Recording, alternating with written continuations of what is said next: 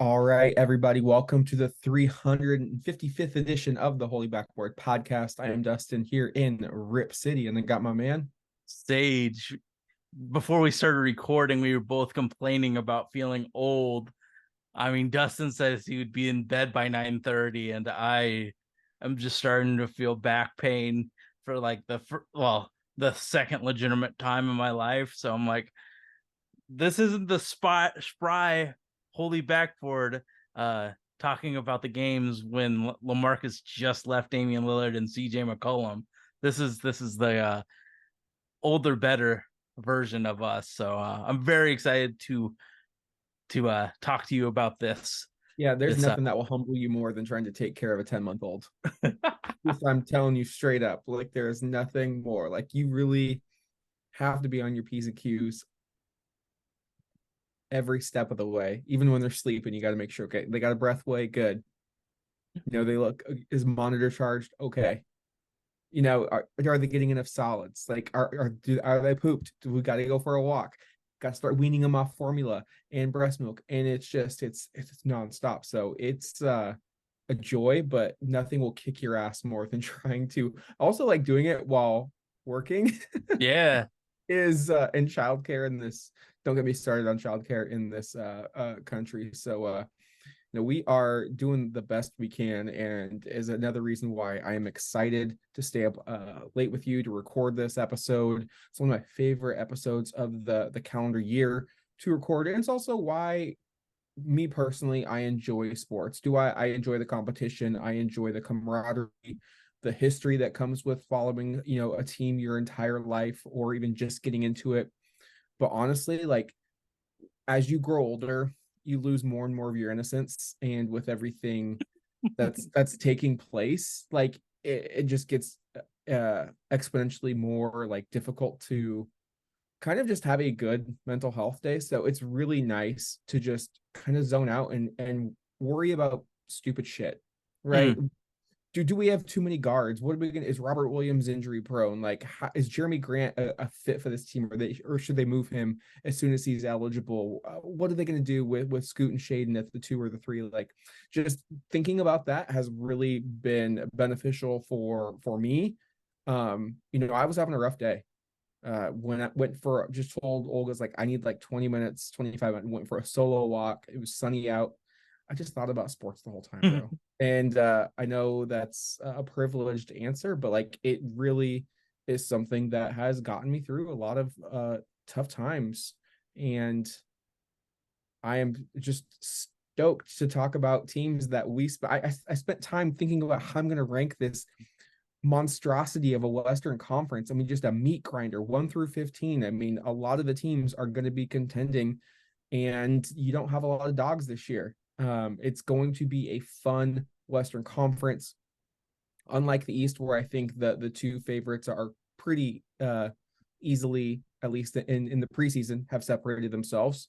But the West, man, the West is going to be fun, and I am really looking forward to breaking down how we envision the Western Conference landscape in 2023, 2024. I when I was doing it, I kind of break it into tiers. Like tier one is the teams are actually competing in the playoffs. Tier two is playing and bottom six and playing, and then the rest is the guys that are the teams that are trying to think about the future instead of competing for the now. And then there's plenty of teams that could just pull the switch and make the trade or trade away their good players. But to me, it's basically in three groups. You're actually good enough, you might be good enough, and you're definitely experimenting to see what works. Before we get into our rankings, there are some questions that I want to get your way as we've learned through training camp and 2 preseason games. Um, Obviously, Portland has quite a few veterans on this team. They've got Thibault, who wanted to go to Dallas, but Portland matched. They had Jeremy Grant. It could be said that signed with Portland because they could give him the longest contract and the most money. You bring in Robert Williams and Malcolm Brogdon, who are used to competing for conference championships. And you have a really young Blazers team that I mean, they've got 3 young forwards in Kumara, Murray, and Walker who all need developmental time. 4 if you want to throw in Rupert, and they're just not going to see the light of day Oh, for. Murray too. I said Murray. I said Oh, Murray. you did? I said Murray. So they're not going to see the light of day. So my question for you, let's look at the guards first. Does Malcolm Brogdon have a role on this team? He's got 2 years left on his deal, about $20+ million. He's 30 years old. He is the reigning sixth man of the year, and was really a major factor in tonight's preseason game in that first half against the Phoenix Suns. But you have to imagine that he would rather be playing for a contender rather than backing up a rookie point guard. So when Matisse was starting, I absolutely thought there's no way he gets minutes. But with the starting lineup tonight, I thought about it. Like, Scoot's probably going to play 32 to 36 minutes a night, right? Then you got Ant that's going to play his minutes at 32 as well, and Shaden Sharp's going to play his at 32. So there's 96 potential minutes that they can play. So 32, 32, 32, if you want to break it down like that for easy math, would be 96, but Shaden's going to play some of his minutes at the 3. So there's like 10 to 12 minutes for Malcolm Brogdon, if things don't go screwy, for him to play major minutes. Because if Shaden was off the bench, all of his minutes are gone because you're giving all of the bench minutes to Shaden. But with this, he might get like 8 to 10 minutes of run, which for him, he's a 30-year-old vet. I think This is he's the gonna sixth just man of the year. You don't give him 10 minutes a yeah. run, man. He's like a 24-minute per game player. What I think will happen is I think they're going to feature him. I think they're going to raise his value. I mean, I remember this is a player that was traded by the Celtics to the Clippers in the original Porzingis trade, but the Clippers rescinded the deal because of a failed physical from Malcolm Brogdon. So I think there are some health concerns probably around the league. Portland will do a good job. I think they'll give him time as probably the 6th or 7th man. And I think they're going to build his value, and they'll probably send him to a contender Later the at the deadline. deadline. They'll procure another first round pick, add it to the war chest, and that's really what they should be doing. That this team is very far away from contending. They shouldn't try to contend. They should develop, and you can't develop when you've got vets who are really working for their NBA contracts, working for their NBA lives. Like they need to eat too. Mm. So is So he going to be Scoot's direct backup? I think so, and I think in an ideal world, you're going to see more on ball reps for Scoot. And what I saw that kind of worries me a little bit is how they're going to play Scoot and Anthony together. Listeners of the show know how I feel about Anthony Simons. I think he's prime for a 6-man role where he can be that lead ball handler off the bench. But if you are dead set on starting him, he needs to play more like Klay Thompson than Damian Lillard. He needs to have less usage, but more catch and shoot attempts. There were 2 times, and yes, it worked out. I'm fully aware that it worked out, but they closed the quarter where Ant just killed all of the air out of the clock in the opening preseason game against the New Zealand Breakers at the end of the first quarter, and just took contested step back threes on consecutive possessions where the other 4 Blazers stood around. Yes, it worked out those 2 times, but that's not sustainable basketball. And I know Anthony is really good with the ball in his hands. With this particular roster, I think he needs to be a off-ball player for the team to thrive because there aren't other playmakers on the court. Scoot would be fine off the ball for a few possessions if you had other playmakers out there who could dime him up. But just there aren't the secondary playmakers out there to make that a reality. So for right now, Scoot and Brogdon are your playmakers, and you need Scoot to play on the ball. I think Portland really needs to choose one or the other between Anthony and Malcolm. You just have too many good young guards that even Malcolm, I know he's not young, but he's still a good guard. You just have too much of a good thing. I think they need to pare down at least one of them and go in that direction. Obviously, I think the future should be Scoot and Shaden at the 1 and 2, and I know that leaves Anthony down the road. But I think I think Joe Cronin is also aware of Anthony Simons' trade value, because that was all of the scuttlebutt online when they were trying to build around Dame was, what could they get for three and Simons? And there just weren't any takers. And a lot of it probably had to do with teams not being as enamored with, a 6'4" shooting guard that doesn't do much other than shoot the basketball. So Anthony probably has a way to go when it comes to increasing his value across the league. But he is an elite shooter in pull-up scenarios. So like the number one thing that guards that are elite players do is pull up and shoot. He has that one thing. So I get that you want to be Klay Thompson, and I would like him to be more passive. But to take that arsenal away from him, his dribble pull-up game, it's tough, because I think that is where he really does shine the most, is when he has the ball in his hands. He makes a move for himself and scores. But I think that we have to have it like he's on a pitch count for the amount of times he does that. But I don't want to take that out of his game entirely. I also think Brogdon's getting old. He failed the physical.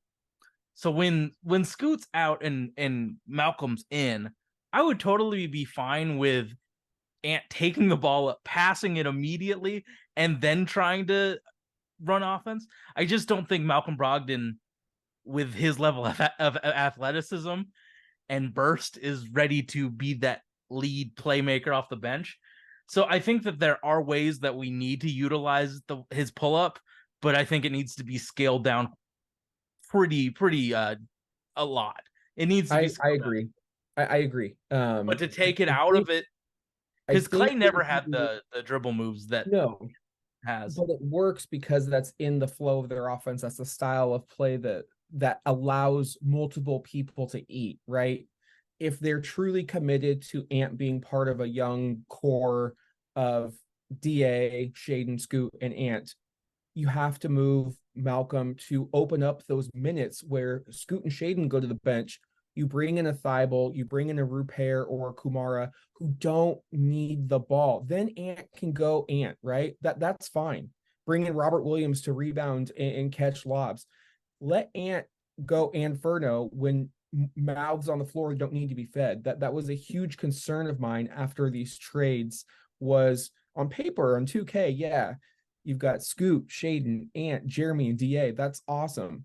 Basketball is not played on paper. It's not played like 2K. Every one of those five needs touches, needs attention to stay engaged. It's not just DeAndre that needs touches to be engaged. You look at Shaden Sharp out there, like coming off the bench, like they're just having him stand in the corner. Like that's not how he's going to develop, but that's not how he likes to play basketball. We saw when he was the 1 or 2 option over the final 10 games of the season, how he flourished. If you're really willing to say this is a foundational piece of our core, those opportunities need to be made for him.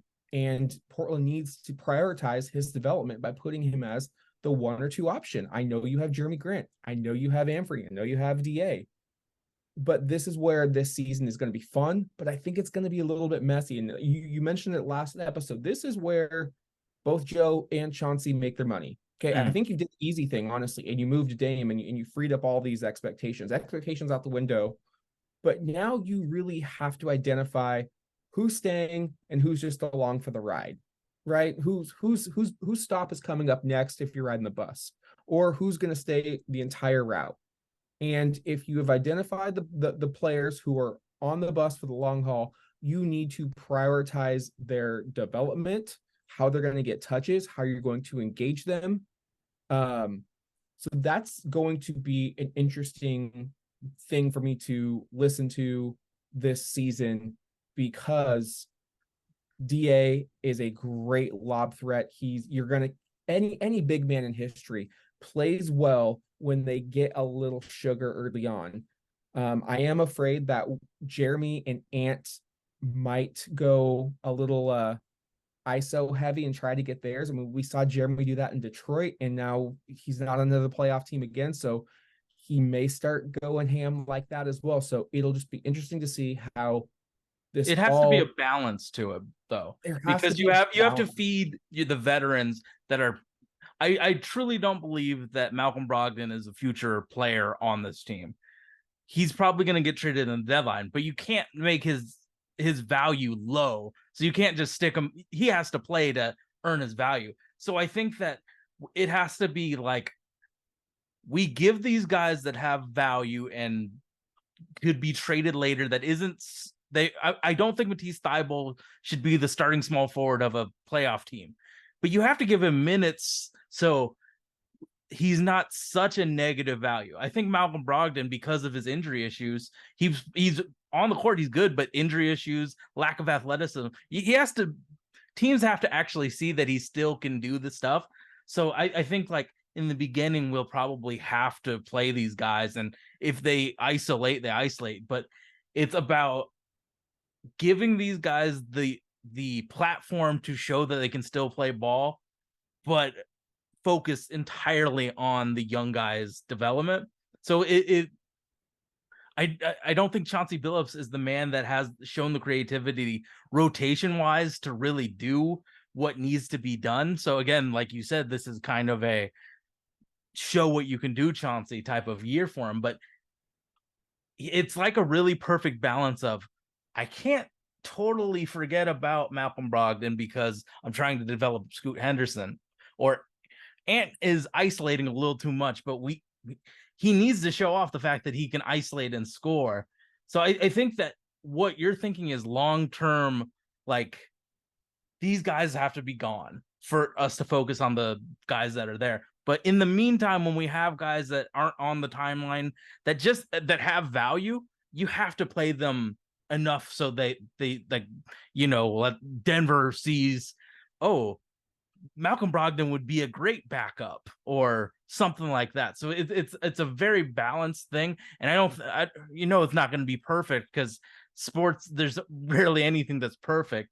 So it's just about Chauncey showing the fact that he can be versatile with his thought processes. But yeah, I think most of these issues will be gone after the deadline. I truly don't think Malcolm's going to be here. He wants to compete. I agree. It'll be a different Blazer look and feel as the season ages and progresses. I think they probably will stumble even more so out of the block, trying to figure all of this newness out. Only 4 players from training camp returned. You've got Shaden, Jabari, Anthony, and Jeremy. So it's a lot of newness, and you're handing the reins to a 19-year-old rookie point guard, and it's going to be a lot of trials and tribulations. It's going to be a lot of fun. My other question for you, unfortunately, we haven't seen him play yet due to either soreness or injury or whatnot, but Sage, what do you do with Robert Williams long term? Again, another player who's on a shorter contract. Injuries have been a concern. I was reading that he was diagnosed actually at Texas A&M or even before that with some sort of leg issue that always makes him a candidate for injury, and it crept up on the Celtics last season. Dynamic player, great lob threat, great rim protector. But really well. If you are putting so much of your future in DeAndre Ayton, one, do you need a backup of that caliber? Since they probably shouldn't play together. They can't. can't. And 2, knowing that his knees may be on a ticking time clock, maybe like a Brandon Roy, just throwing that out there. I'm not saying that's the similar situation, but just roll with me here. If his knees are on a time clock, do you, again, another player, you build up his value and then sell high to a contender that's like, hey, you need somebody that can go up against Giannis, AD, Bam, Jokic. We got one of the better guys in the league to do so, because again, I think Portland is a ways away from contending. And if you really are, and Williams is young, he's 25, 26 years old. But if you're that in on DA, I just don't know if you need a backup that good. Yeah. Well, here's how I kind of think about it. Center is kind of like running back in the NFL, where if you have Christian McCaffrey, if you have Alvin Kamara, of course I put him in elite running back tiers, but if you have an elite running back, that's awesome. and that's great. And I feel like DA has a chance to be elite. The other way that teams are handling running back is they aren't using elite capital for them. So if you don't have an elite center, having a cheap guy off the scrap heap is fine. I think Robert Williams is too good to be playing such limited minutes, and we have to find him a partner relatively soon because of his injury issues. The fact that he is too good to be playing this little. So if it was me, I would be trying to find Robert Williams a new home before the deadline, just because he's too good. And And I like Time Lord too. I loved him in Boston, and under other circumstances, he was getting real minutes in Boston. He isn't going to get real minutes here. No, not with the commitment to DeAndre Ayton. Yeah, so he's just too good to be in this position. He's overqualified for the position of backup 5, direct backup 5. Another consideration. If he had any stretchability, we could talk. The fact is, he is a interior scoring center. Since we already have one, we can't play 48 minutes of interior center. So he's too good for the position. I think that it would be cool. In theory, it would be cool to have him, but it just doesn't work with a salary cap, with center being either high tier or no tier. So I don't think that he is going to be a Blazer for long term. So boost up the value, kind of like, he could potentially be a person in a 3-team deal that we send out and get good young assets for. So I mean, build his value up, but be careful because of all of the issues with his legs and his body. So it's kind of like it's too much of a luxury when you already have a potential elite center. We're really hoping DeAndre Ayton becomes a top 5 guy. So give him all of the leash, all of the responsibility, all of the honor of being a starting center. Time Lord is, I really don't think he has a long future here. Another consideration, you mentioned the salary cap, and you've maxed out Jeremy Grant, you've maxed out DA. Simons is getting $25 million a year. Thankfully, Scoot and Shaden are on rookie scale deals. Chris Murray is as well, but Brogdon's deal's up shortly. Time Lord's deal is up shortly. I know the salary cap's going up, but also this is where having young rookie scale contracts in rotational spots matters, because you can't go out there and pay 20+ million for Time Lord and Malcolm Brogdon and everyone else still get paid as well. Like, it's just, that's not how the cap works. There's now the second, apron, which further hampers certain rosters, and you really only want to do that if you're certain you're one of the 2 or 3 best teams in the league. So you've got to find cheaper solutions to be your backup point guard, to be your backup center, because those positions really shouldn't be getting a whole lot of run. The word backup is in there for a reason, and it's nice to have a luxury backup at one position. But as you mentioned, I don't think I would choose center to be that luxury position. And Malcolm Brogdon and Time Lord are too good to be playing 12 minutes a game. Like, how many minutes do you think DA plays in a game where he doesn't get into foul trouble or doesn't get hurt? Like a normal regular season game. 35 to 38. That's a lot of minutes. But like at least 25 years old. Yeah, at least 32. So at least, all right, let's just say 34 minutes. That's not that much time for Time Lord to get run. So it's about a quarter of action. Yeah, like I would much rather have somebody off the scrap heap like JaVale McGee be our backup center versus Time Lord, just because Time Lord's too good. And we can afford him now because of our 2 potential stars being such an undervalued commodity. But once that happens, like we're going to be talking about the JaVale McGee of 2027. Like, so yeah, I just don't think that those guys will be long for the Blazers because they're just too good. And we're not in a position to we're not an Aaron Aflalo trade away from being a contender. We're many, many, many pieces away from it. We have 3 pillars, but we don't really have anything else. And those pillars, I mean, it was 10 plus games of Shaden Sharp actually being like an elite player. Scoot Henderson hasn't played a single NBA minute yet. So we have a long way of development and playing of games before we think about how Malcolm Brogdon can help us in the current. Malcolm Brogdon should be helping the Clippers or the Nuggets or a competitive team win a chip rather than helping Scoot Henderson see that instead of a man, it's a 2-3 zone type of thing. So he's just too good for the position. All right, a couple of dribble pass shoots, and then we're going to get into our Western Conference rankings. Scoot Henderson, rookie of the year, dribble pass or shoot. So he would obviously be like Vegas would have him second, right? What do you dribble pass shoot? Yeah, you better shoot that thing because they traded Damian Lillard to give this kid the reins, and through 2 preseason games, he's already our best player. Like I mean, he had a pretty shitty game tonight by his standards, and he still put up like 25 and 5. He had the 6-to-1 assist turnover ratio against the Breakers. Like, I think he's only going to get better.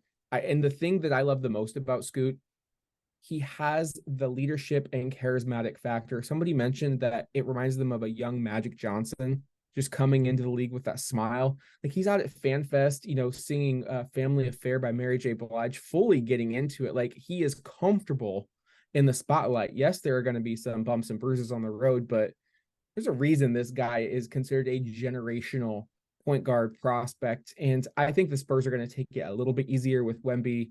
I'm still not 100% convinced on Chet Holmgren's health long term. I think Scoot's better than Chet.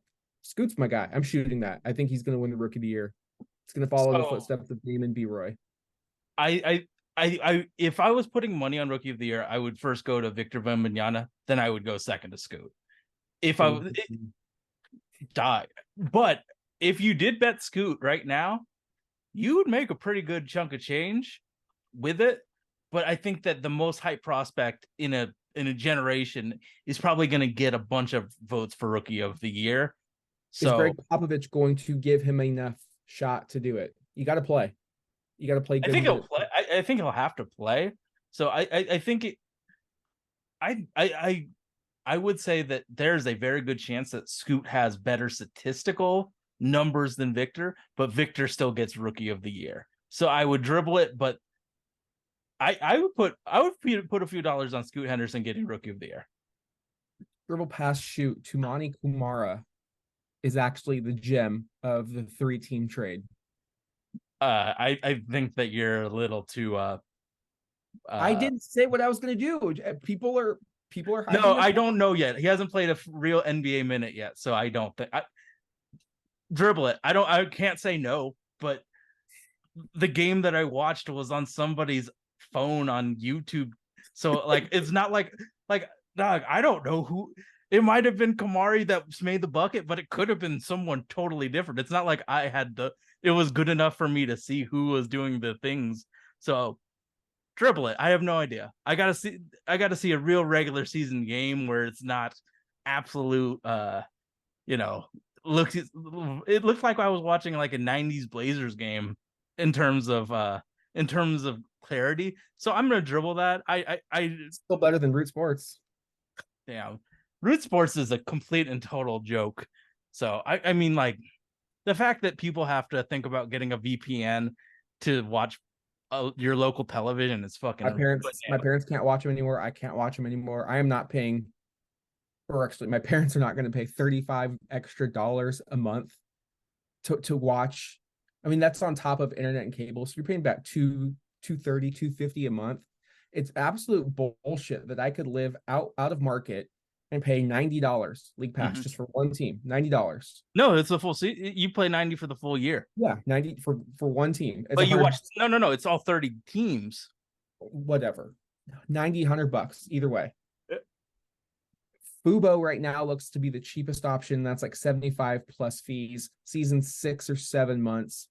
You're looking over like $600. Like it's like 6 times more expensive to be a fan in market than out of market. Like in what realm does that make any financial, logical, any type of sense? Like I cannot wait for these regional sports networks to just die and the Suns and Jazz have it figured out. Yep. I was totally happy paying Evoca TV $30 a month and just getting Root Sports. Like I would pay 30 bucks, I could pay $30 a month. And you know what's really cool about Evoca TV? It went away, but because they still set us up with the antenna, I still get all over the air channels, like all of the 1 through 12. So I can watch NFL, I can watch a lot of the college games just for free. And that's how you build a fan base from birth. Like being able to watch. I hope the G League team, the Remix, has a better TV. I hope the future WNBA team that comes to Portland has a better idea on WNBA is broadcast. fantastic because there's no blackouts. Yeah, you can the pay League Pass. $25 a month and watch, or $25 a season and watch every game, every team.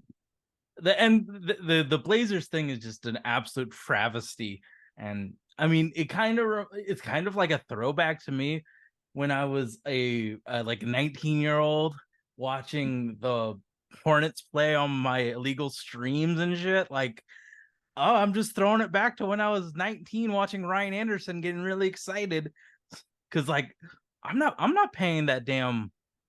I'm not paying for any other streaming services or putting a VPN on my internet. Since I'm such a heavy user of internet, I can't really slow my shit down. So yeah, like Root Sport sucks. The Blazers suck for choosing Root. Root Sport sucks. Xfinity sucks.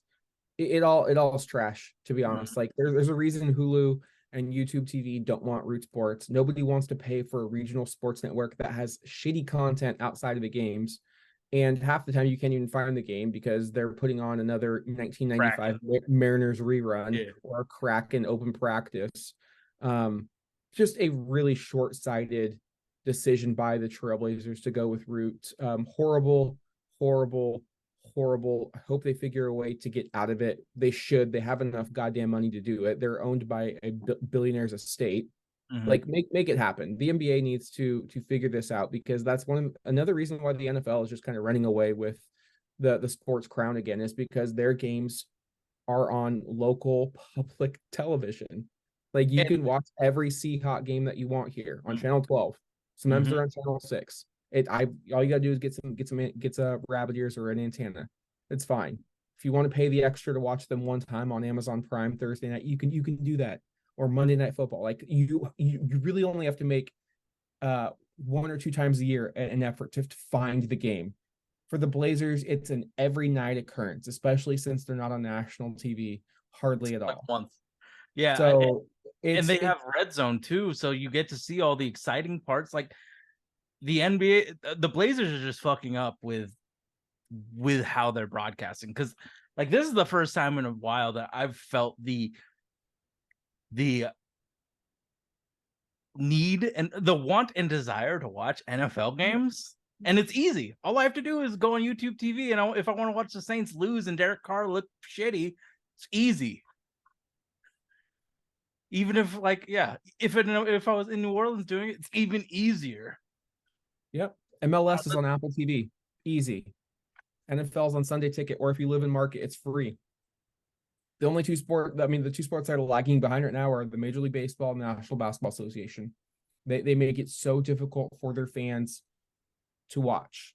And that's all we want to do, is we want to watch. And that is a huge bummer, but that is where we are at. Let's get into these rankings, Sage. As always, we'll go 15-1. I'll let you lead. Who do you have as the bottom dweller of the Western Conference this year? I have the Utah Jazz.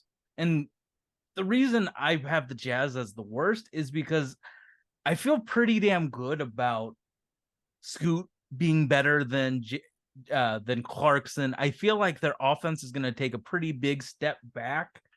And there's always the chance that Lauri Markkanen has a little bit of regression. I'm not really impressed with their draft in terms of getting a guy that can set these players up. Yes, their bigs are good, but John Collins could be gone at relatively soon once they get his value up. So I was just really unimpressed with the guards. And guard play is where games are won and lost. So Jordan Clarkson and the bold Colin Sexton really just don't get me ready to think the Jazz are going anywhere positive. So they are my 15th, and Vegas has the Spurs as their 15th. With I actually have the Houston Rockets as my 15th team, and I know they brought in Ime Udoka, who led the Celtics to the finals his first season. I know they spent big money on Jock Landale, Fred VanVleet, Dylan Brooks. They have a plethora of young talent, whether it's Amen Thompson, Cam Whitmore, Jabari Smith Jr., Jalen Green. That franchise is just a forgot disaster. Tari Eason too. Yeah, I like Tari, but that franchise is a absolute dumpster fire. You have ownership that's trying to win, just 2 years removed from trading away James Harden. They're in no position to win. They spent big money on, I think, players who aren't who I would want to have around. You bump for your superstars. Yeah, like if I'm Houston, I'm saying, Amen, you need all the reps. You're starting day one. Dylan Brooks was a horrible signing. He got ejected in the first 5 minutes of his first preseason game. That dude's gonna think he's gonna shoot the ball every time he gets down the floor because he thinks Dylan Brooks is him. That too, yeah. I think that they probably have way too many mouths to feed. I think you're gonna get some upset players. Jabari's not gonna get the ball as much. Who is I forgot there? Sengun is a really good center who needs a lot of reps as well. Especially since he's so familiar with the ball in his hands too. The reason I have them higher than 15 was just because I think Fred VanVleet is better than what the Jazz have. So I gave them respect on that. The reason I have them 15 is I think their chemistry is going to be absolute dog shit. And do you think that the best guard tandem would be Fred VanVleet and Amen running the 1 and 2? Yeah, I mean, any Jalen Green's another me first player. They just have. Yeah, I think you have to think that Amen is your future, but in the meantime, he's tall enough to play and defend most twos at a really high level. So Fred VanVleet can eat. I mean, they also brought in Reggie Bullock, who's going to take some minutes. They brought in Jeff Green. Uncle Jeff Green's going to get PT. Aaron Holiday, like. I don't know why they're trying to stunt all of these young players' development, but better them than us. Who do you have at 14, Sage? I have the Houston Rockets at 14. My salute to Fred VanVleet is one spot up. So I guess it really wasn't some that respect. Much. That I guess it wasn't that much of a respect. But I think that they have the potential to be fun, but I think that they have a vet to just be a speed bump to all the exciting players. Like they just had too many picks. Like they drafted Tari Eason 2 years ago. Now they got Cam Whitmore, and they're fighting Jalen Smith for minutes. So it's a collection of too many pretty good players. And I think that it's going to just rub people the wrong way, but I think they'll be fun and they'll be better than the Utah Jazz. At 14, I have the San Antonio Spurs. Obviously, they brought in Wembanyama, and they also sneakily added Jetty Osman.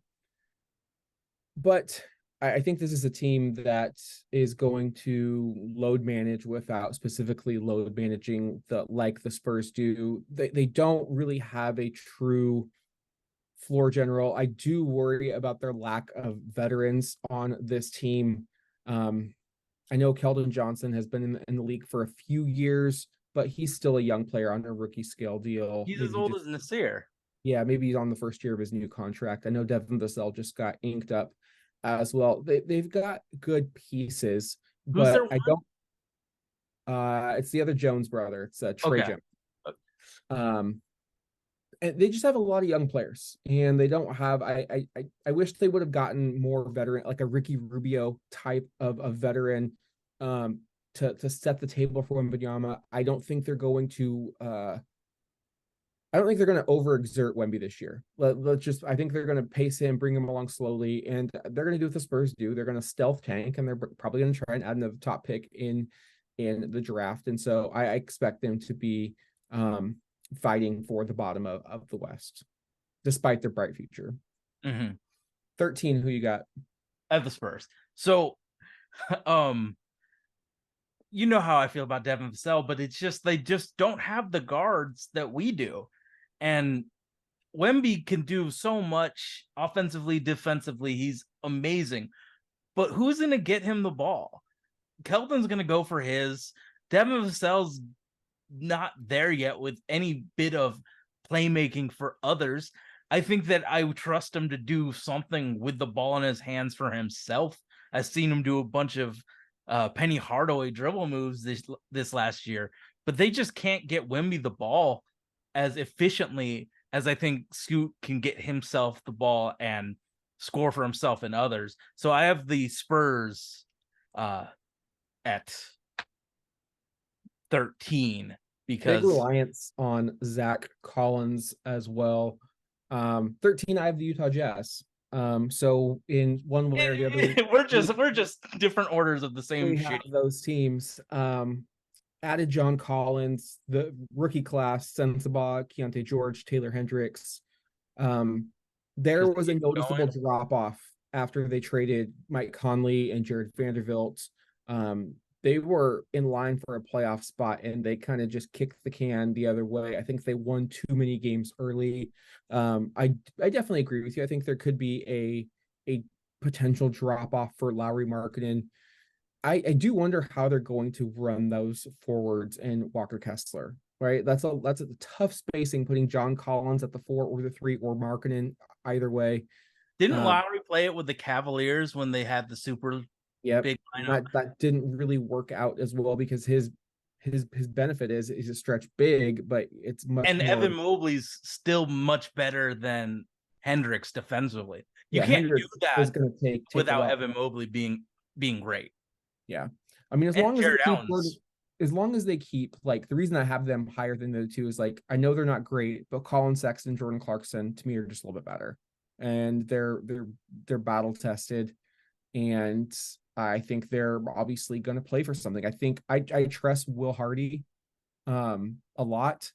I think they feel like they're on the right path, and it'll be interesting to see how they figure things out in Utah. 12. Who do you have? Portland Trailblazers. That's who I have too. We finally got it. Portland Trailblazers. Well, yeah. We were just very close on every single one. This is the bottom tier of when I was talking tiers. This is the end of the bottom tier. I would agree with that. We have the potential to be pretty fun and all right, but they could easily trade all of these players that are playing all right for draft picks.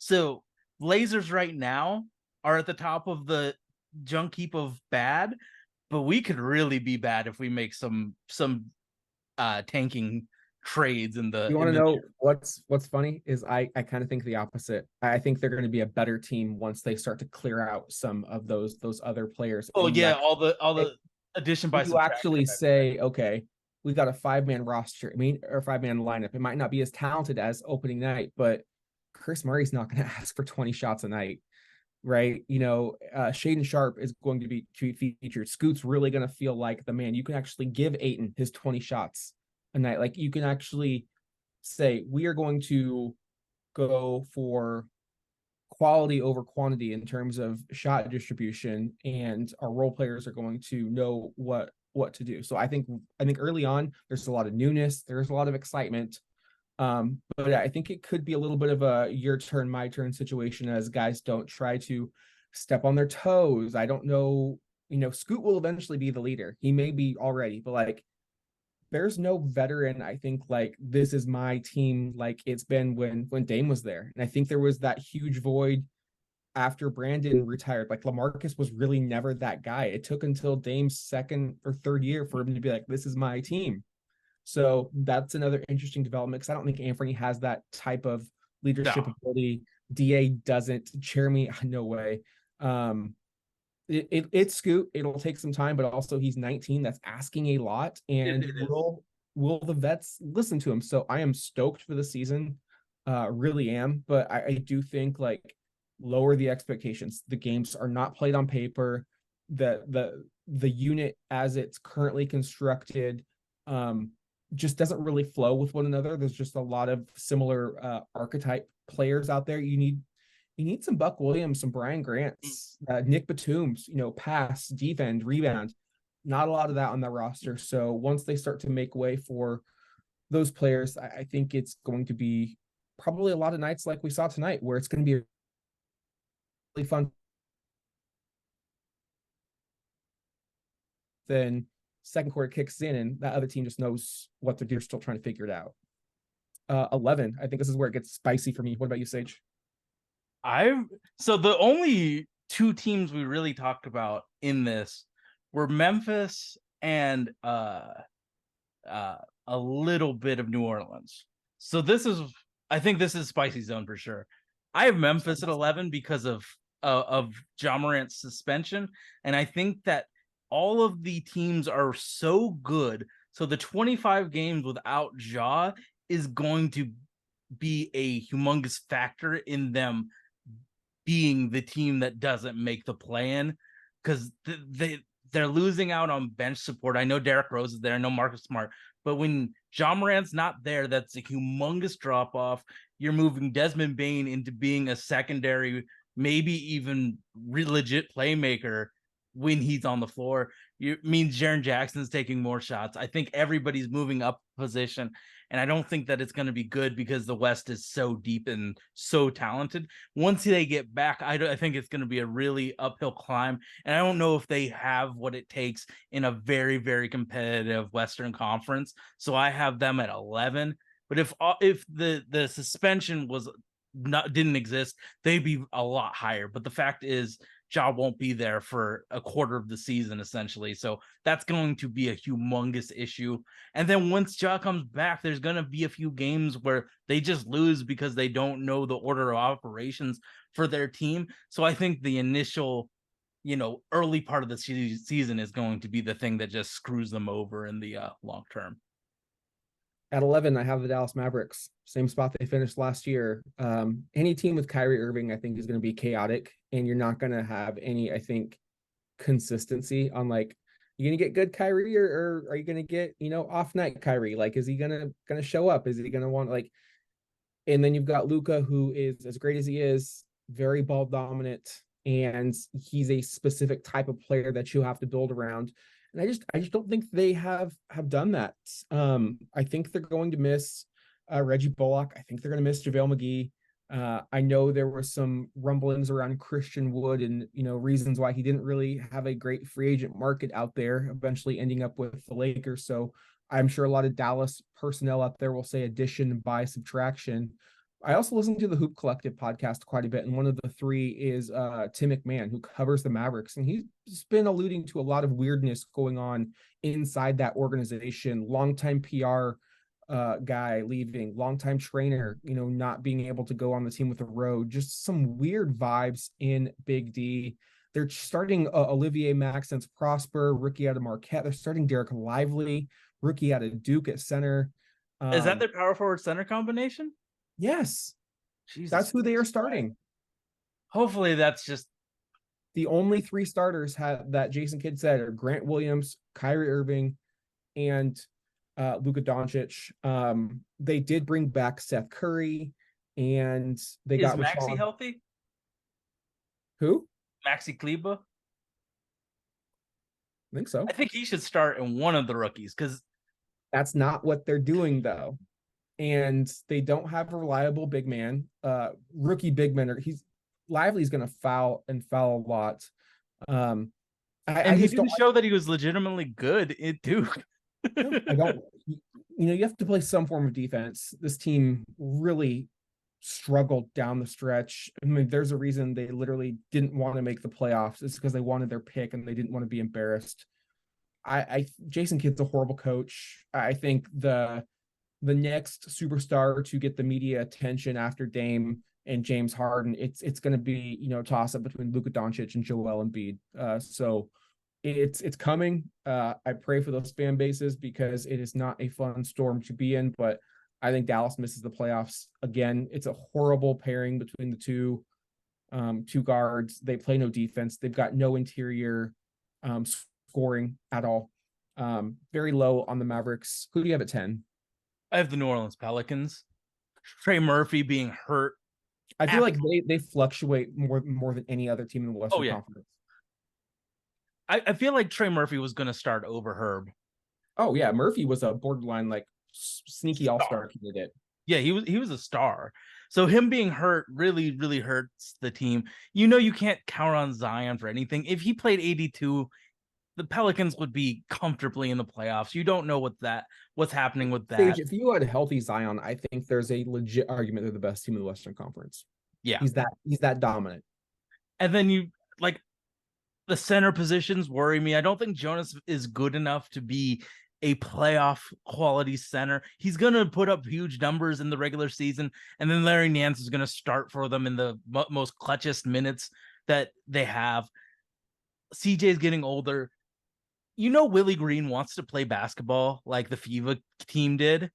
Did you notice who struggled the absolute most in that FIBA season? Brandon Ingram did. And that's the exact scheme that he wants to play.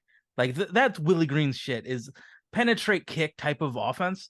Brandon Ingram needs the ball in his hands to do whatever the hell he wants with the mid-range and dunking. So it seems like a very bad scheme fit for CJ McCollum, Brandon Ingram, and Zion Williamson. But if you can guarantee me 70 plus games of Zion Williamson, everything I said is just off the wall, because they have one of the most dominant players in the NBA. But again, I don't want to bet my house on the fact that they're going to play 82 games of healthy basketball, because CJ's never been a pillar of health as well. And same with CJ has been. CJ's been healthy. Not in New Orleans. No, but in Portland. At 10, I have the Minnesota Timberwolves. I talk about another organization that's a bit of a cluster. You just go back to last year when Rudy Gobert, I think, punched a teammate. Jaden McDaniels punches the wall on the way out. Neither plays in the play-in. Cat missed a ton of time. Still putting him at the 4 seems stupid. He doesn't move well. Problematic as all hell. It seems like that trade was made in NBA 2K, not in reality, where, like, in theory, I could convince you and myself that Karl Anthony Towns is a 4. But not, see, I was never Rudy. So Rudy Gobert is never, he's the most unheralded player in history. Like, he wins all these awards. You want to talk about not playing in the playoffs like a Jonas Valanciunas? You can't play Rudy Gobert in the playoffs. Totally. But I think that they thought that Cat could become a 4, and movement with bigs is so important. And I think Karl Anthony Towns moves like a really imbalanced child on the basketball court. He has like a pronounced hitch in his game, and I think that's the reason why that will never work. Like, offensively in 2K, when Karl Anthony Towns' movement abilities is magically fixed because they're not gonna program, Jabari. A hitch. The hitch. So yeah, that, like, if it's NBA 2K, sure, Minnesota looks great, but in reality, with everybody's ability to move and play offense and defense together, I just don't like. Dog, Jeremy Grant's gonna go, if they run that lineup, Jeremy Grant's getting 50. Yeah. And I don't particularly think Jeremy Grant's that nice as an offensive player. It's just that they're either at the ultimate advantage or the ultimate disadvantage every time they play, and it's a humongous game of randomness to see what happens. Yeah, I like Anthony Edwards. I'm not convinced he's going to take the Shai Gilgeous-Alexander jump this year. Mike Conley, he's going to have to run out of gas sooner or later. Do you think Rudy, I know we're playing and is there any way that Rudy Gobert was supposed to help Ant become a superstar? I don't know the thought process behind the trade. If I was ownership, I would have vetoed that trade and maybe fired the dude for even thinking of making that deal. Like, because Anthony Edwards, when you watched him dominate in FIBA basketball, It was driving penetration and making a decision. You can't really do that when you got a guy that absolutely is not a threat outside of 4 feet. You just can't do that. So it's like it's bad on bad on bad. Who do you have at 9? The team that we just complained about for the last few Minnesota? weeks, Minnesota. Yeah, Perfect. Well, I will quickly add, I have Memphis. I agree everything that you said. I saw a graphic of like they're starting like 6. And I'm like, who's scoring the basketball in this unit? I think they got finessed on Marcus Smart. That has 2 firsts for Robert Covington all over it. I think losing Tyus Jones is so key. dude, He's the it player hurts. that Mm-hmm. he kept them afloat when Ja was out. As much as I dog on Dylan Brooks, he was built for the Memphis Grizzlies, and they are going to miss his offensive punch.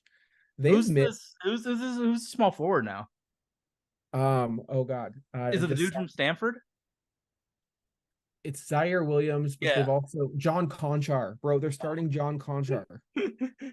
Like Steven Adams is okay. I don't think he's another playoff performer. I I don't think he's a good know. regular season guy, but Jaren Jackson would play 5 if they made the playoffs. I think they've just missed out on like their iron was hot a couple of years ago, and I think they failed to strike. Well, didn't they get Laravia, Roddy? They haven't had a good draft in a few years. I mean, well, to be fair, they were hitting it out of the park, getting Desmond Bain at pick Yeah, 30. totally. Like But that's not sustainable. but But when you lose John Morant for 20 plus games, you when lose you Dylan strike Brooks out on for Laravia, you strike out on Williams, you strike out on Roddy. And shout out to Roddy because his jump shot base in 2K is amazingly good for bigs. But like, I mean, Zaire was who's the one scoring? that hurt too, taking him, Yeah, actually getting the lottery pick. yeah, he's a lot. Um, Wasn't Murph there? yes. They picked him over Trey Murphy. Yep. So I have them at 9. Number 8, who do you have? Number 8, I have the Thunder. Hey, same team. Okay, cool. So I think the Thunder have the potential to be very good, but the thing that scares me the most is their lack of spacing.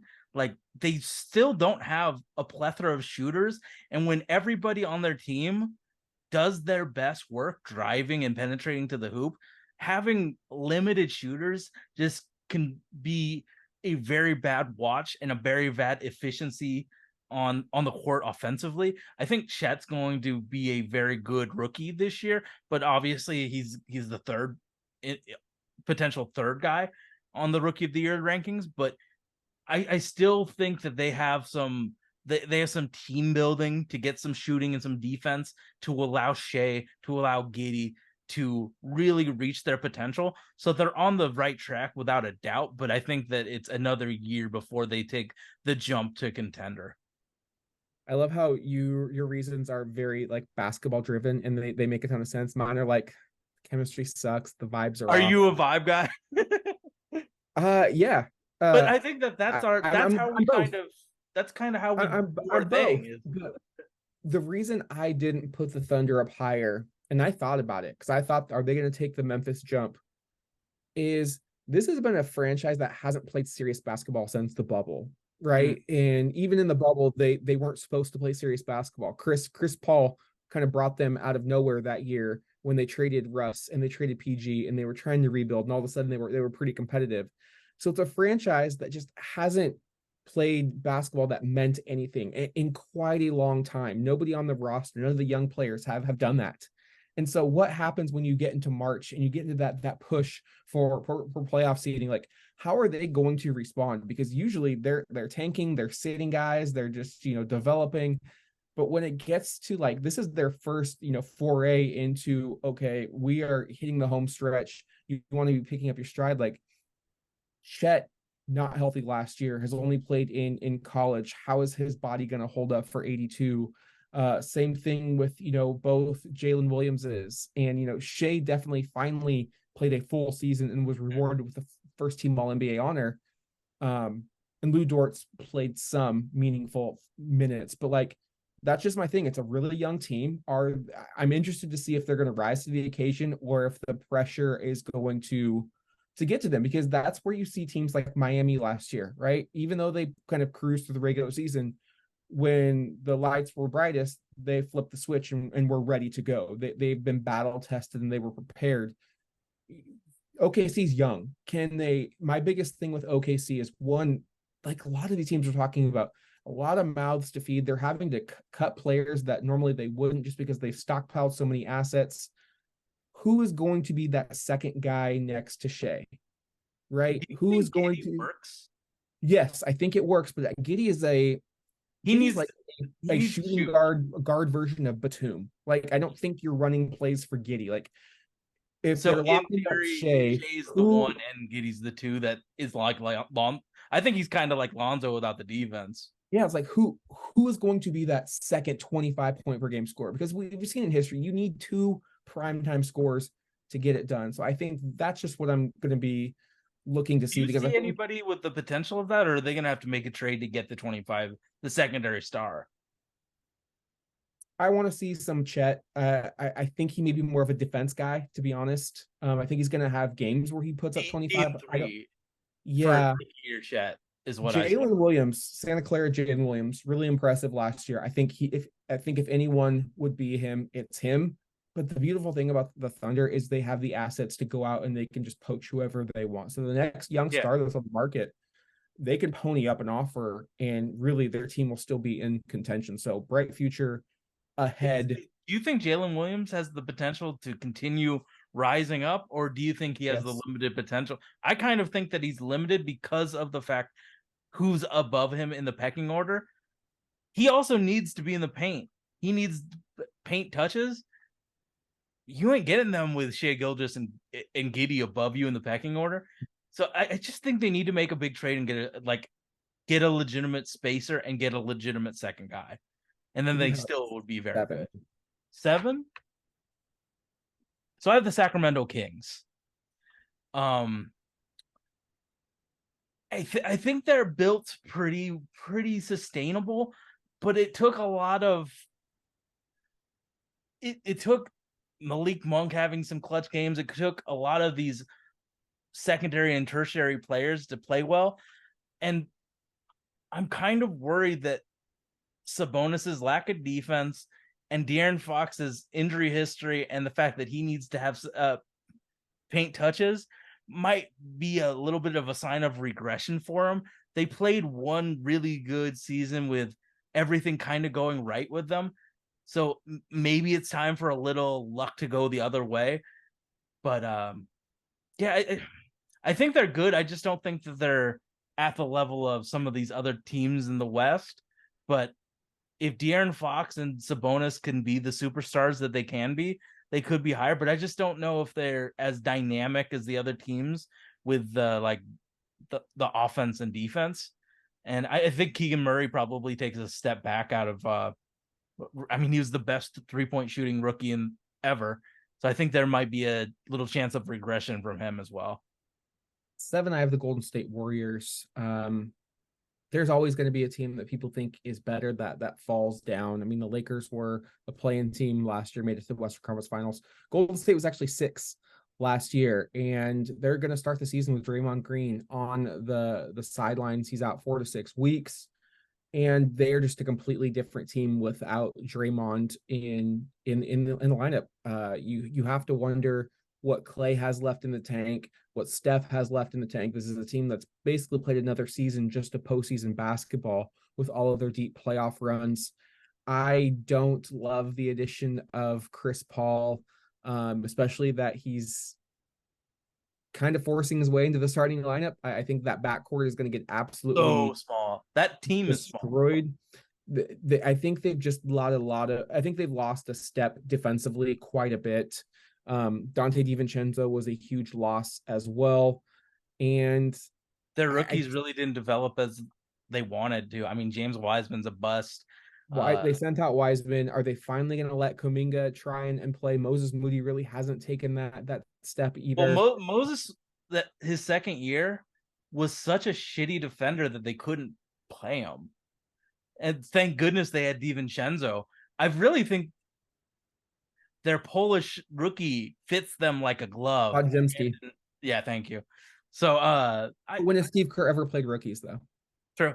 I mean, I just I get they had to trade Jordan Poole. I get it. The two timelines thing didn't work. I mean, talk about a team that missed a potential dynasty. The Warriors had chances in the 2020 and 2021 drafts and missed. And yeah, I just think it's the Paul Curry. They're small. Are they going to be the 30th team in rebounds? They might. Who do you have at number 6? So we're fully out of play-in territory right here. So this is tier 1 for me. I have the LA Clippers at 6. I mean, you know the deal.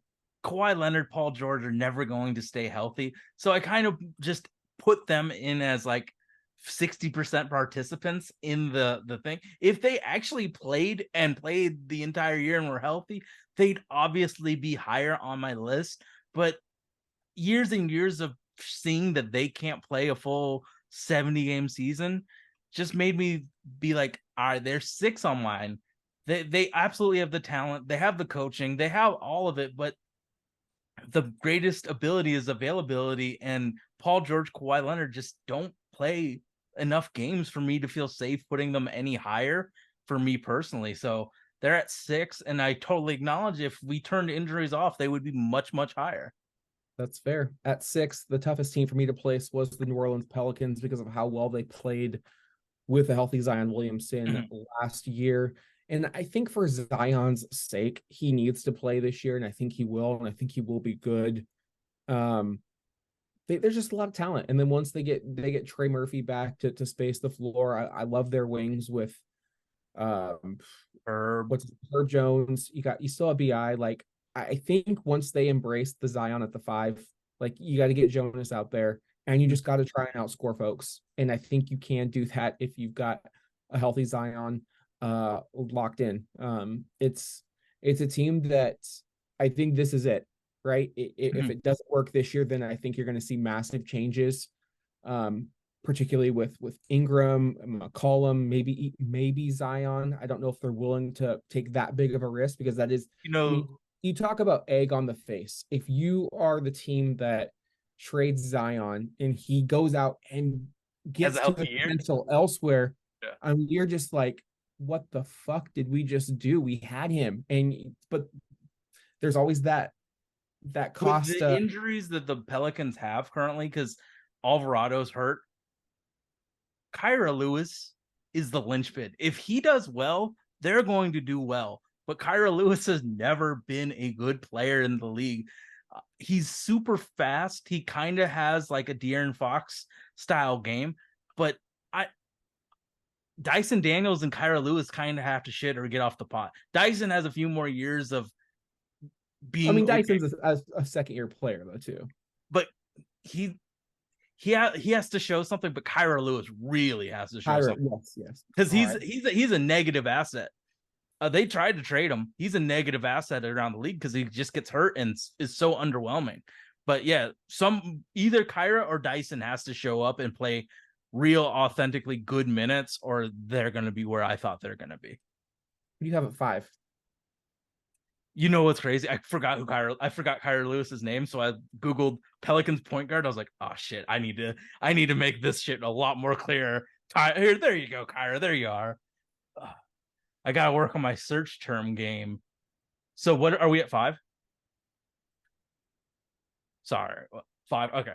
So I was looking at my Grammarly. So I have the Dallas Mavericks at 5. Ooh, I do not know about that. I still think a team of Luka and Kyrie could get it done in the regular season and outscore everybody. Obviously, their bigs are a complete and utter disaster right now. But I think that in regular season ball, having the creation abilities of Luka Doncic and Kyrie Irving could lead them to a bunch of regular season wins. Let me say regular season. According to StatMuse, guess the record last year together, Luka and Kyrie. Regular season. Ass, wasn't it? 5-11. So that's a big jump to say that a lot of regular season wins when they weren't even capable of doing that last year. Is Jason Kidd just fucking wiping his ass the entire preseason? He's a horrible coach, yes. But he's better than Chauncey Billups. No, I mean they're both. I mean, Jason Kidd's probably they have Luka Doncic, a literal generational talent, and they're throwing him away. So I just think that what they can do offensively, it's special, and there's not that many teams that can do what they do offensively, and the bigs just have to be like legitimately not the worst ever for them. Well, yeah, like in their first game, Derek Lively picked up 2 fouls in like 4 minutes. DFS isn't a thing right now, so I'm not watching dog shit teams play. So once DFS and real regular season starts, I'll be complaining about Derek Lively touching the ball too much. But I just, they have such good top tier talent. They have guards that I think are very good. It's just finding competent bigs to just play a role and rebound and set screens for their guards. So I think that they're going to be a very high variance but very good regular season basketball team. At 5, I have a team that is maybe not has higher top tier talent, but they're actually a balanced basketball team. I have the Sacramento Kings. Damn. At 5. I think they take a little bit of a step back from the 3 seed last year. Wish they would have done more in the offseason. They had the 24th pick. They basically just gave it up to dump Rashawn Holmes' contract, and the scuttlebutt was maybe they were going to make a big offer for like a Draymond Green in free agency. That never materialized, and they kind of just decided to run it back without even adding a first-round pick. They did bring in Sasha Vezenkov, from Europe, an older rookie, did bring in JaVale McGee, did draft Colby Jones in the second round. So we will see. I really do like the Trey Lyles signing for him. I like that they brought Lyles back. He was huge for them in the playoffs. I think De'Aaron Fox has another gear to get to. He was phenomenal in that 7-game series against the Warriors. I don't fault them for losing that series. They pushed them to 7. I mean, you're talking about a first-time playoff team versus a battle-tested. Mike Brown coached his ass off for sure. Yeah, like that was the series of the playoffs for me.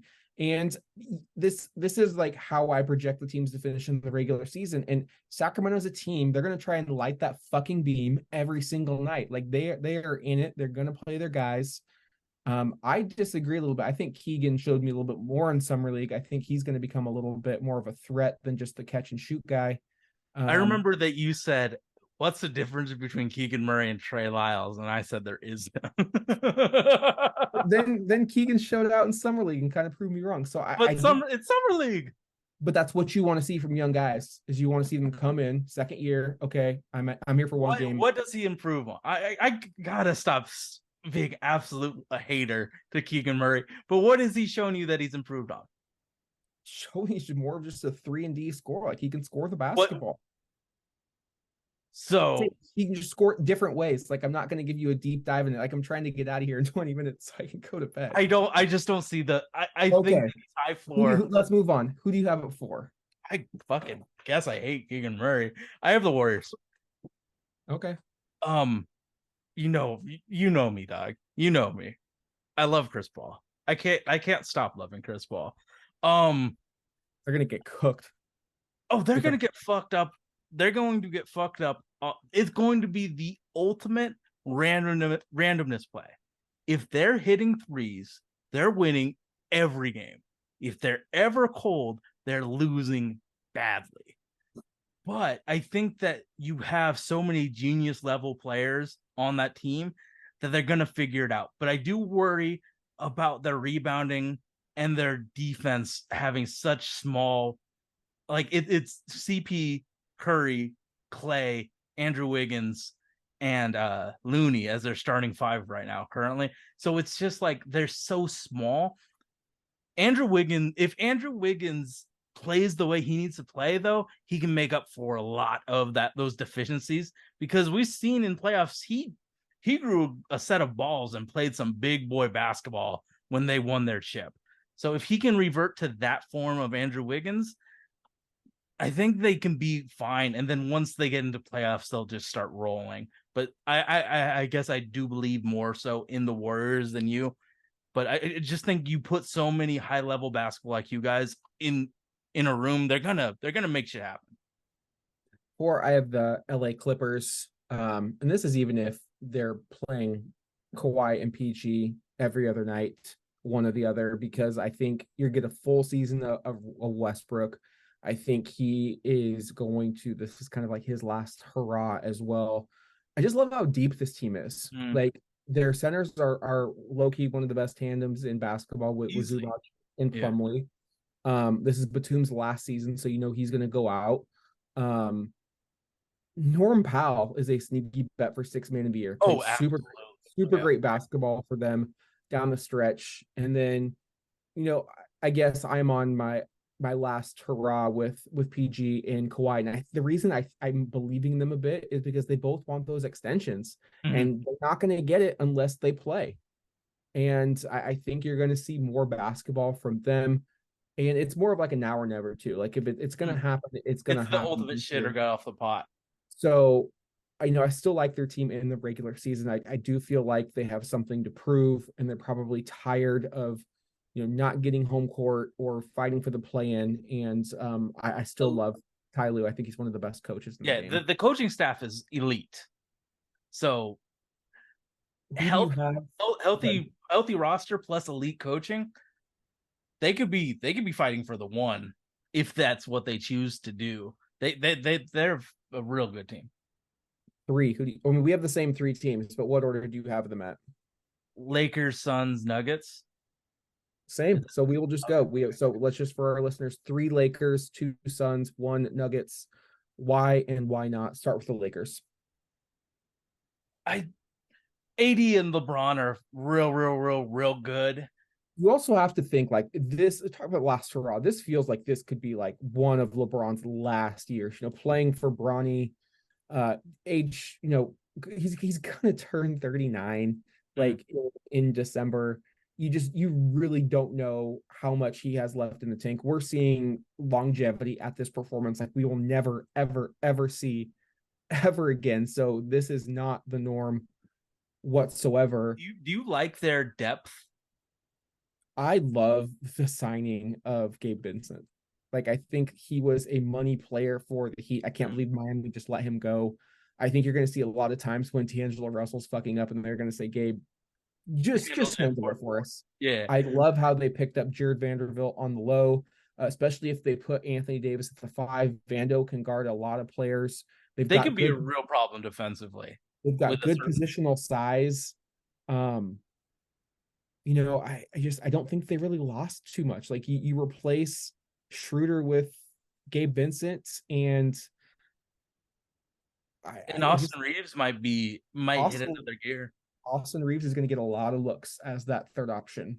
They were scary. There's a reason they made the conference finals. Jokic was just that good to get the broom out, but there's a reason they are dangerous and nobody's going to want to play them. And I do think they are going to put a little bit more gas into the regular season, because you don't want to have that uphill climb of, 1, making the play-in, which they almost lost to the Timberwolves, and 2, always having to start on the road.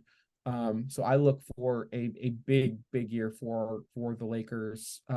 Why the Suns? Number 2, it's the untraditional team rolling out Bradley Beal at the 1. Obviously, they're going to have a new look with Yusuf Nurkic and Nasir Little in the starting lineup. No more Mikal Bridges, no more Cam Johnson, no more Chris Paul, no more DeAndre Ayton. It's really Booker's the only player left from that 2021 finals run. I feel like Bill has always been a point guard. Like he's always been the highest usage rate guy for the Wizards. Last year, he took a step back from scoring to set up Kuz and Kristaps. So he has shown the ability to be the one on a team. Obviously, this is the most skilled roster that he has around him ever. So, but I think that the worry of him not being a traditional one is kind of, he's shown and proved to me that he is a point guard. He just happens to be a little bit taller than the average one, but really he's not. He's 6'3". So he really has shown the ability to be the point guard. He knows how to get his guys involved. Kristaps and Kuzma had some of their best seasons ever because he was setting them up. So I think the Wizards kind of sheltered him because they knew this was the last year of Bradley Beal. So they didn't push him. Now he can fully be pushed and be on a team that's so talented that he can finally make some noise in the NBA. So I think Bradley Beal is a really good addition. He has a really nice set of handles. He can get people involved. I actually like Yusuf Nurkic on this team, where he can do the dirty stuff. He can set screens. He can be involved in the team, making decisions, like having guys like Beal, Booker, and KD to take open shots. That's pretty good for Yusuf. So I think that this is a very skilled team, and as long as they stay healthy, I think they're the two in the West. Yeah, I also think that Eric Gordon and Grayson Allen are going to provide a lot of I wasn't going to mention him in a positive light. Scoring for them off of the bench. I think getting Grayson Allen was a sneaky addition to that trade. Sidebar, wild that the Suns basically agreed to that trade without knowing who they were going to get. Joe Cronin had to keep the under wraps for the sake of the Milwaukee Bucks, because they didn't want to know that Drew Holiday was on the market. So there was a lot of trust that was given and granted and earned during those negotiations. My worries for the Suns, obviously health. Mm-hmm. Kevin Durant has not been able to stay healthy over the past couple of seasons, especially since that Achilles in the playoff finals run of 2019 with the Warriors. He's getting up there in mileage. But more so than that, like, their front court, like if they match up against a bigger team like the Lakers or the Nuggets, I worry how they're going to be able to play half court grinded out basketball, where they're giving up so much size and length and rebounding down below. And then on the other side of the ball, regular season, they're not going to have a problem scoring. They're probably going to lead the league in scoring. Like they can score with anybody. But when it comes to the half court offense, like, this is where I worry a bit about Beal as a point guard, because they're going to need somebody who can get them into an offense. It can't just be Kevin, go post up 17 feet from the basket and just do your thing every time down the floor. Like, how are they going to get looks for Booker off of curls? How is Beal going to know when to call his own number? So can it work? Yes, it's untraditional. I ultimately don't think it will work in a championship, but it will be interesting to see. Obviously, it was a low barrier of entry to get Bradley Beal, right? They traded Chris Paul and got Bradley Beal because he had a no trade clause. They didn't have to give up much, so it was worth the risk for Phoenix. But you have to wonder if they missed their shot a couple of years ago, and that leads us to the reigning NBA. I think Beal is going to be better than CJ McCollum as a playmaker. But I don't trust CJ as a championship level playmaker either. So I think Bradley Beal will do just fine. But number one is the Nuggets. And I'm not honestly sold on this as my number one. I if somebody had them at 3 or 4, I wouldn't bat an eye. I don't like that they lost Jeff Green and Bruce Brown. I think they're kind of going that 2019, 2020 Blazers route, where they're like, yeah, Anthony Simons is totally going to replace Seth Curry, and we got Zach Collins. He's going to, Nurk's out for half the year, but we got Zach Collins. And they're kind of just doing like, yeah, we got Christian Brown and Peyton Watson, and they're going to be just fine. And if they didn't have the greatest living basketball player on the planet right now in Nikola Jokic, they would be taking a few steps back. But this ranking is solely based upon the Joker for me. Jamal Murray pick and roll with Jokic is Jamal Murray is going to be an all-star this year. Jamal Murray's great, but like if Joker, they lose out on a lot of depth. Yeah, and I also think Aaron Gordon is primed for a big year. He plays beautiful basketball with Nikola. KCP is the garbage man out there. Michael Porter Jr., I think, could be the X factor. Is he going to be the player that a lot of us thought he was going to be and showed flashes of, or is he going to kind of? I mean, the crazy thing about Denver is they won the chip with him playing subpar basketball. But Totally. again, that goes back to Nikola Jokic playing unreal, like top 10 player all time Mm-hmm. category basketball. Like he keeps this up, he's going to be on your favorite top 10 list, and whether you love him or hate him, he's gonna deserve that because he's that good. Mm-hmm. And he single-handedly, like, the Lakers had more depth, and he just destroyed Anthony Davis. Yeah, he's He that good. destroyed it. He destroyed the best individual post defender of our generation. Like, he's that talented. Like, that's why I have them number one. I also have them number one because they know they need home court more than any team in the league. That Humongous altitude advantage. matters. Mm. They want it, they need it, it works. They're gonna go for it. And I went from really like not liking Jokic, and that was, obviously during our playoff battle with him, but like now he's like one of my favorite players to watch. Um, beautiful basketball. It's crazy how good he has gotten. Like, he is, every year he's just gotten better, all facets of the game. So what's your matchup? Eastern Conference, Western Conference I Finals. think East, it's easy. It's going to be Milwaukee and Boston. I'm sure you have those two teams as well. Who do you have coming out of the East, though? Because it's a kind of a strength versus strength, right? Dame and Drew. You've got Dame, who's maybe one of the best point guards ever, but you've got kind of his kryptonite in Drew Holiday, and you've got some size for Milwaukee versus the wings and athleticism of Boston. Um, I'm who going do you? Boston. Yeah, I'm going Boston. I just think their coaching is better, and I know Terry Stotts is on the Bucks now, but the level of coaching talent on the Celtics being able to scheme up ways to stop everybody else and the athletes to do so, I'm going the Celtics uh in the East just because of the coaching and the talent that they have. I'm gonna go Milwaukee. I just like the two-man game of Dame and Giannis. Giannis is something Oh, that Boston, especially without Rob Williams, um, just has. And they also, I know they got a similar player in Drew Holiday, but Marcus Smart was their heart and soul. Who's going to step up and assume that responsibility? Um, Chris Middleton, I think, can finally breathe a sigh of relief. He doesn't have to be Robin. He can be Robin Jr.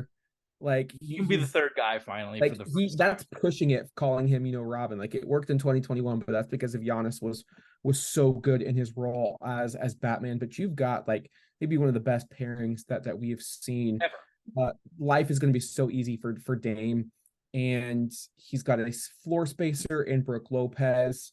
Bobby Portis is a pretty elite six Bobby man. Portis is a beast. Like, yeah, I like Milwaukee coming out of the East. What's your Western Conference Finals matchup? I have I guess I have it chalk. I'm a chalk donkey today. I have Denver versus the Suns, so I'm just eating that yummy chalk of 1v2, 1v2. I have Denver and the Lakers. I think I Phoenix. totally get that one. I think Phoenix will have a better regular season record, but push comes to shove, I just don't know who's defending Anthony Davis. Like, Yusuf Nurkic has shown in the past, he gets cooked by AD. elite post players, Jokic, AD, anybody who is good down low. They're going to have a problem with, and I think they have a little bit more depth, well-rounded depth. It grosses me out to say. So who do you have? You have Denver and Phoenix. Who do you have coming out of the West? Denver, Boston, and then Denver wins again. Denver, Boston. Denver wins again. Um,